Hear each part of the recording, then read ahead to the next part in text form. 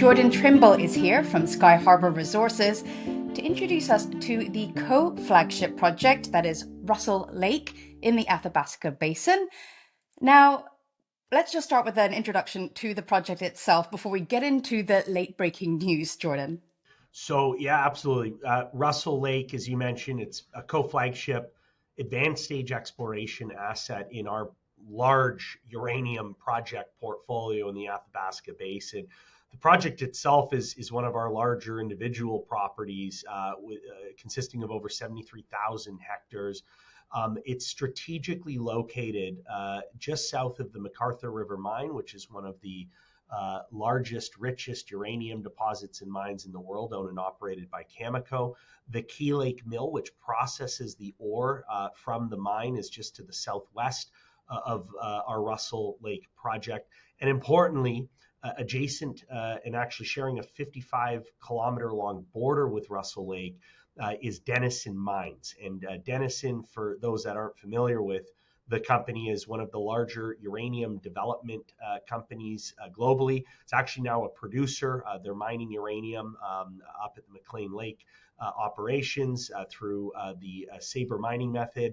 So they're a multi-billion-dollar mining and development company building what will likely be the next newest producing uranium mine in the Athabasca Basin, just a few kilometers away from our property boundary at Russell. Now, Russell, we've had in our portfolio as a co-flagship for the last few years. We announced a transaction back in 2022 with the large diversified miner Rio Tinto. They had 100% ownership interest in the project. We optioned the project from them, and we've now earned a 58% stake in the project. Rio having the remaining 42% stake. We've carried on at this project, exploring it, drilling it. We've had some notable success in the recent years, including a high-grade multi-percent U3O8 high-grade uranium discovery at what's called the Fork target, up to 3% U3O8 over a half a meter. We announced that back in 2024, and we've been following up on that. There's multiple other targets, numerous other targets at the project that host uranium mineralization. So it's a very prospective, geologically prospective large project that is well situated in the Athabasca Basin. Now, one of the issues with such a large property like Russell is prioritization of targets.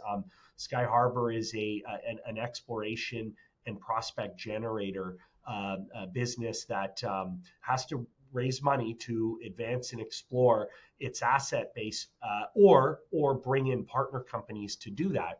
And so Russell, even though it's an incredibly prospective, geologically prospective project, and again very strategically located in the basin, it can be challenging to basically manage it from an exploration standpoint, because there's so many targets and because there's so many areas that we'd like to get to. So what we've just announced is a transformative transaction at the project, in that we are acquiring Rio's minority interest. We're consolidating 100% of the project.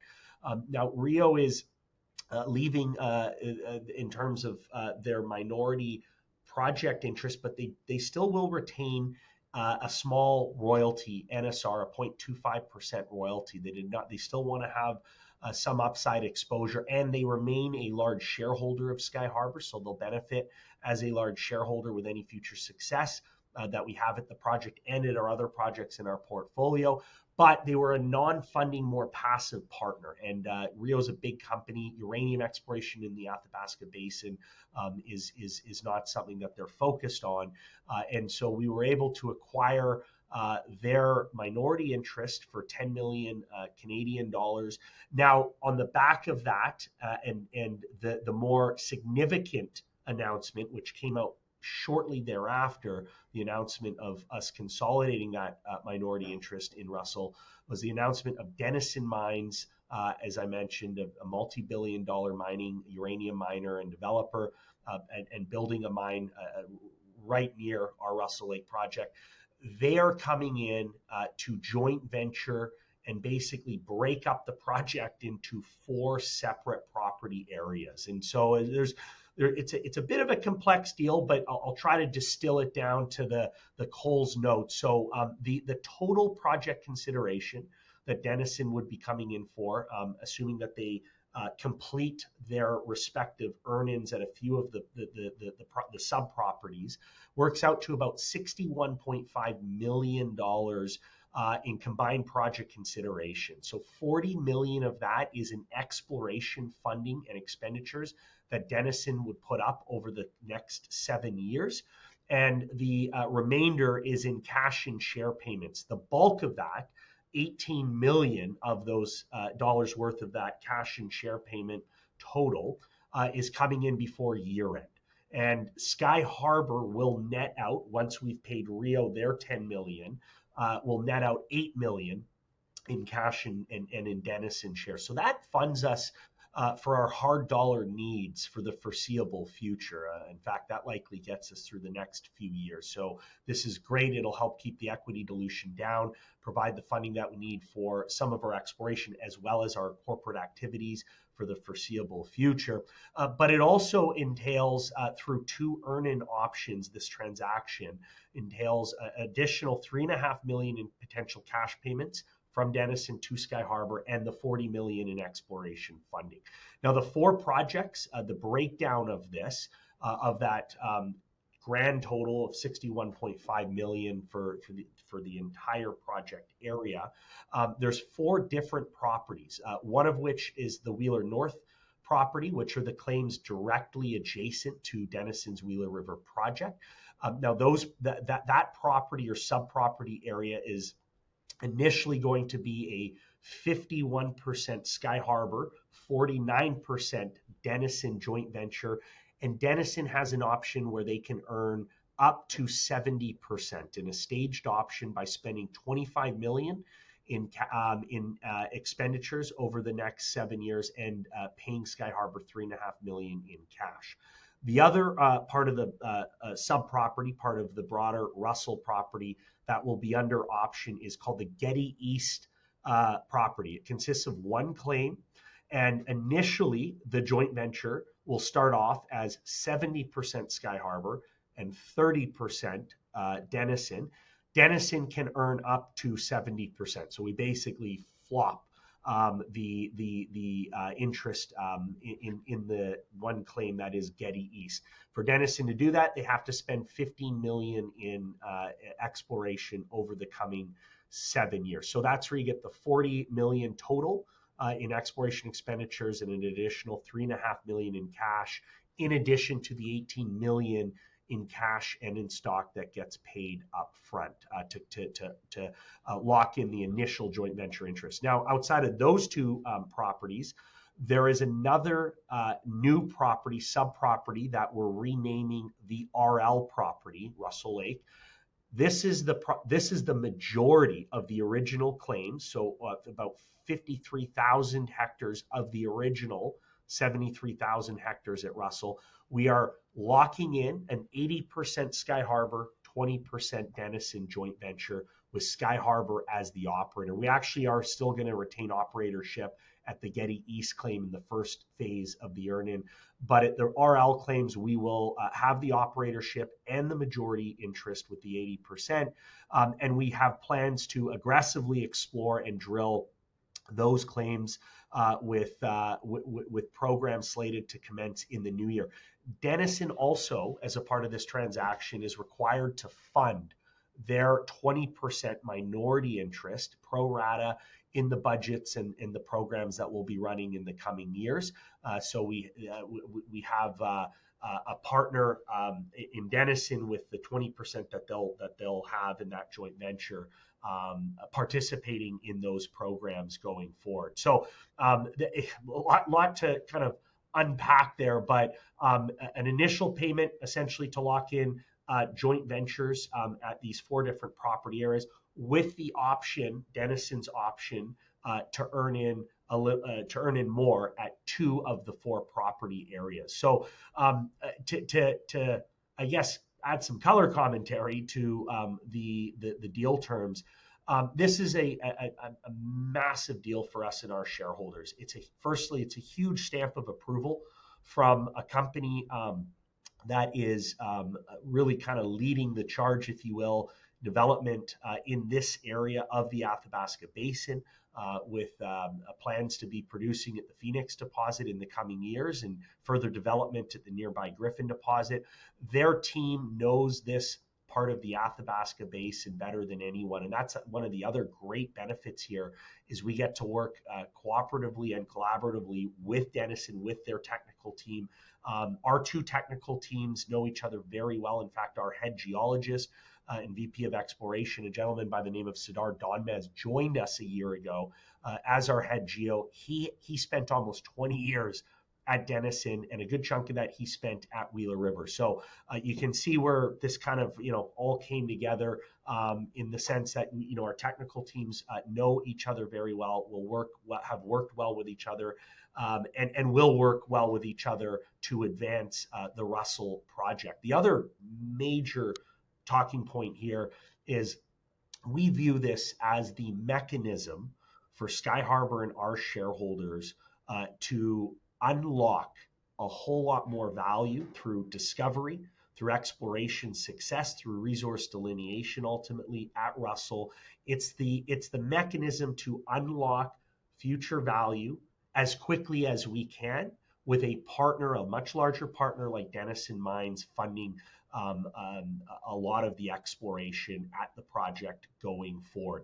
It gives us optionality value in that Denison will be focused at the Wheeler North and Getty East claims, and Skyharbour can remain focused at the RL claim. So you have multiple programs at different areas of the project in the coming years, with a good chunk of that being funded by Denison as a part of the earn-in at those respective projects, Getty East and Wheeler North. And it really just allows us to go at this project with as aggressive of plans as we can put together, larger company helping to fund that, working together, two very, very competent world-class technical teams that, again, know the rocks and the geology in this area better than anyone.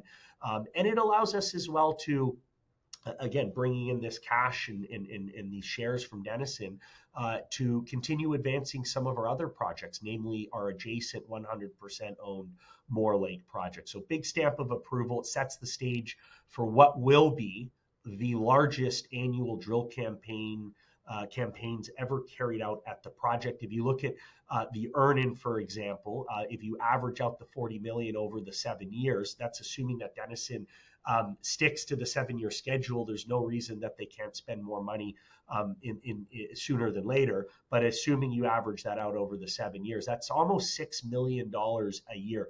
The most that we've spent at Russell entire project in the last few years is about $4.5 million. So it's just really going to ramp up the exploration efforts and the discovery potential at the project over the coming years.